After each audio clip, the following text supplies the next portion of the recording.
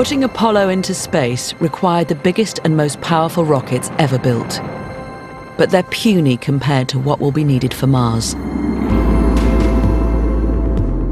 When you're talking about exploring Mars, it's all about how much you want to take with you, what you want to pack to go there, who you want to go. It's all about the mass that you want to deliver to the surface of Mars.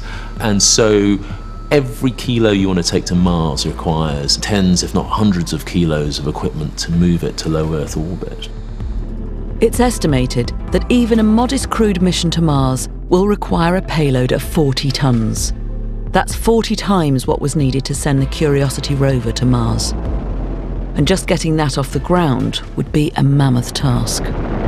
Climbing out of the deep gravity well, that huge force of attraction around a planet like Earth, is the most difficult bit. It requires an explosive release of energy, massive energy, energy comparable to the size of a small nuclear weapon to get a vehicle and her crew into low Earth orbit. And so in human spaceflight, in all of spaceflight, the first 250 miles are the hardest 250 miles. Several different approaches are being planned. We have liftoff of the Falcon 9. Dragon has set its first stage acceleration. SpaceX, brainchild of South African entrepreneur Elon Musk, is banking on small, lightweight, reusable rockets that can shuttle payload into orbit and then come back to pick up more. Though early test results have been mixed. And then there's NASA. With the Apollo program's Saturn V rocket as their template, they've decided to take an unashamedly American route by going large.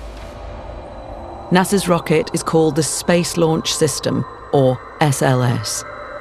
And when it's complete, it will be the largest and most powerful rocket ever built. In Stennis, Mississippi, NASA tests the rocket engines that will power the SLS into space.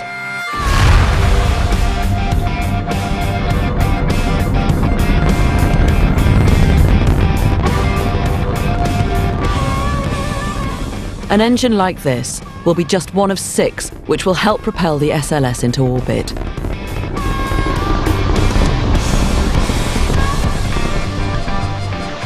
So when the time comes to test the much bigger SLS rocket, it must be at the largest stand they have.